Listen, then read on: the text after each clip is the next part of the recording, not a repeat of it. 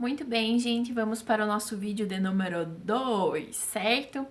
Nesse vídeo de número 2, nós vamos falar, gente, sobre a Reforma Protestante. Acompanhe aqui comigo o pensamento, certo?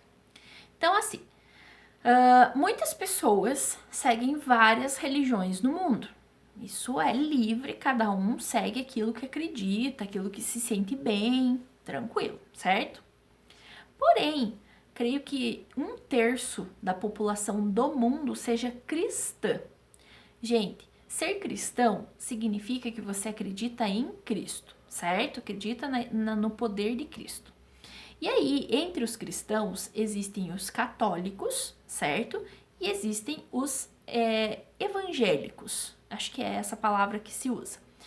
Dentre os evangélicos, a gente, na verdade, chama todos de protestantes, tá? Porque são religiões que protestaram contra a Igreja Católica.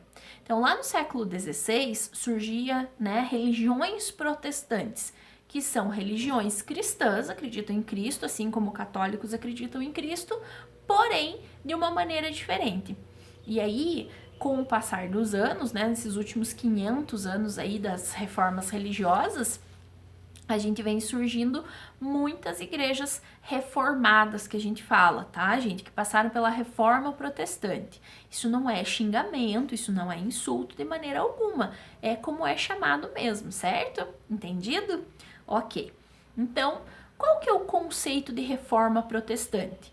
Foi um movimento que aconteceu dentro da Igreja Católica, certo? Por alguns membros da Igreja Católica no início do século XVI, fazendo surgir religiões protestantes, beleza? Ótimo. 2 pessoas começaram esse movimento e olhar assim, sabe, dizer assim, viu? Isso aqui não tá certo, gente, isso aqui tá errado. A igreja não pode ser desse jeito, tem que ser diferente. E Cristo era um cara diferente, ele pensava diferente. Então, eles começaram a questionar o poder da Igreja Católica. Esses 2 caras, gente, se chamavam John Huss e John Wycliffe, certo? Eles começaram a questionar e pimba, né? A Igreja Católica fez o que sabia de melhor, condenou os caras. Falou, não, vocês estão errados, vocês estão questionando a igreja, isso é uma heresia. O que é uma heresia, gente? É cometer um pecado, é falar mal da instituição que você tá. Então, o que aconteceu? A igreja condenou eles, expulsou da igreja e condenou à morte na fogueira, sabe? Fizeram umas coisas horríveis assim. Beleza, né? Eles morreram e aí a igreja pensou, pronto, resolvemos o problema. Só que não, né? As sementinhas do pensamento dele, né? A sementinha da discórdia, a sementinha do pensamento deles de dizer assim, não, isso não está correto, prolongou-se, certo? Até surgiu um cara chamado Martinho Lutero. Isso mesmo, lá na Alemanha. Ele pensou e concordou realmente que as coisas não estavam corretas. O Martinho Lutero, gente, ele era um religioso, ele era do clero, certo? E aí ele resolveu manifestar-se publicamente, vir a público, né? Dizer assim, olha, tudo bem com vocês? Tá errado a Igreja Católica e eu vou mostrar para vocês que está errado. E o bonito foi lá, gente, e escreveu, deixa eu pegar um papel aqui, escreveu 95 teses de que estava errada a igreja. Foi lá na cidade dele, pregou na porta as 95 teses e disse, tá aqui, ó, tá errado, em ordem, número. 95 teses, 95 coisas que estavam erradas na Igreja Católica, certo?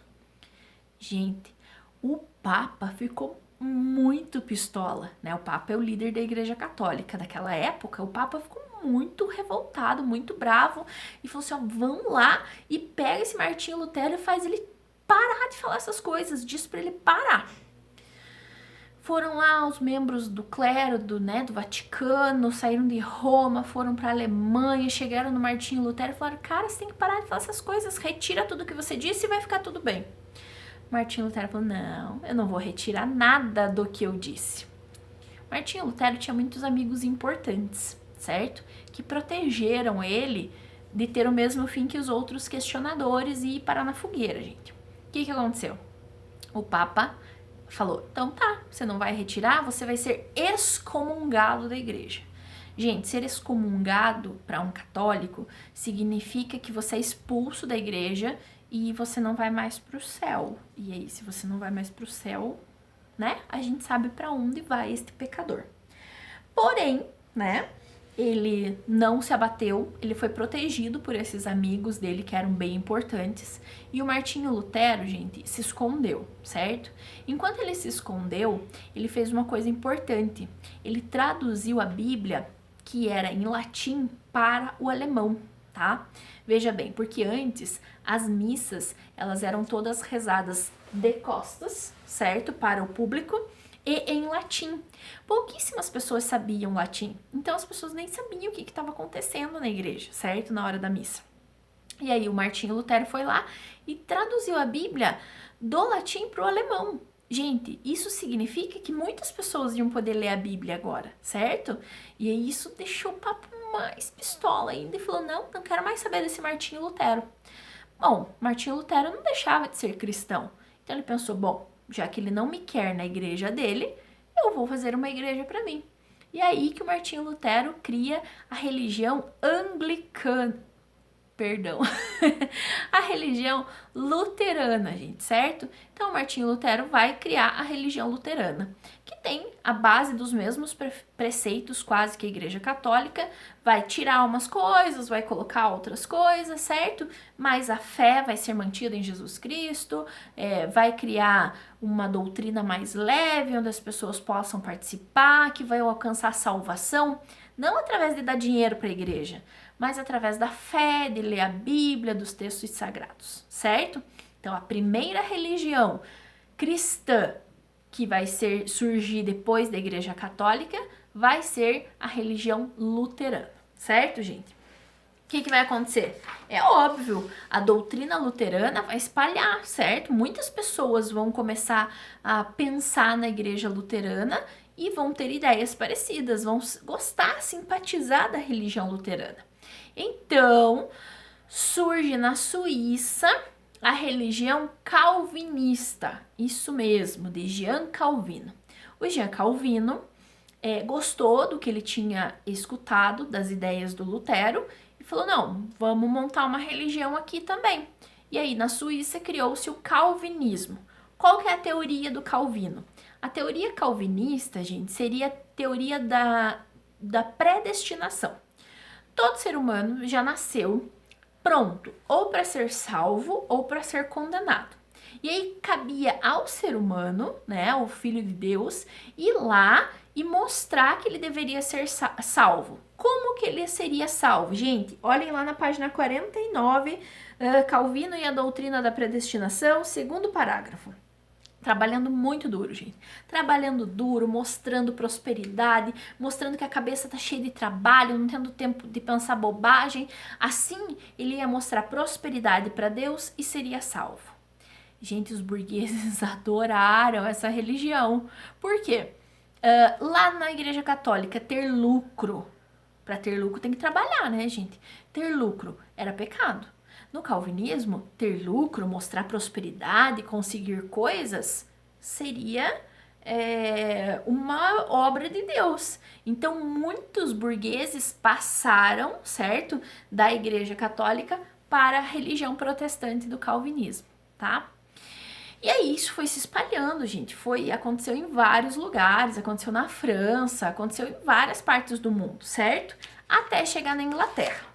Porém, na Inglaterra é de uma maneira diferente, certo? O personagem que vai criar a religião protestante na Inglaterra vai ser um personagem diferente, tá? Vocês lembram do Henrique VIII, o rei safadinho, que tinha um monte de esposa? Pois é, esse cara, o Henrique VIII, o pai de Elizabeth I, é que vai fazer a religião protestante na Inglaterra, o anglicanismo, certo? Então, veja bem.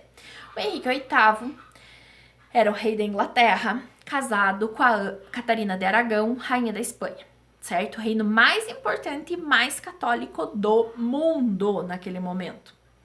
E aí o Henrique VIII tinha uma amante, que era a Ana Bolena. A Catarina de Aragão teve uma filha, a rainha Mary, a filha Mary. E aí a Ana Bolena falou pra ele, ai, casa comigo, que eu vou te dar um filho homem, que era a coisa que o Henrique VIII mais queria. Só que, gente, a Igreja Católica não permitia se separar de uma esposa, ainda mais uma rainha católica super rica, para se casar com outra mulher. Tá? A Igreja Católica não permite isso. Então, o que o rei fez? Negou a Igreja Católica e criou uma religião para ele. Criou a religião anglicana, onde ele, o rei, era o chefe da igreja e o chefe da política. E aí ele podia fazer o que ele bem entendesse, certo? E aí, a partir desse momento, ele cria a religião anglicana para poder se casar com a Ana Bolena. A Ana Bolena ficou grávida e teve Elizabeth I. Pois é, não foi um menino, foi uma menina. O que ele fez com a Ana Bolena? Decapitou. E assim ele fez com mais outras 6 esposas. Mandou decapitá-las, matou todas elas. Pois é, gente. E aí quem vai assumir o trono da Inglaterra e transformar a Inglaterra numa superpotência? A bendita da Elizabeth I mesmo, certo? Muito bem, gente. Então, acho que deu para entender, né, o conceito de reforma protestante e que ela aconteceu na Alemanha de um jeito, na Suíça de outro, com teoria da predestinação, e na Inglaterra de outra maneira, certo? Muito bem, gente. O que vocês vão fazer de tarefa neste vídeo? Vocês vão escrever no caderno o nome dos 3 reformadores, aonde eles fizeram, na Alemanha, na Suíça, na Inglaterra, e as principais características de cada uma dessas religiões: luterana, calvinista, anglicana, ok? Beijo!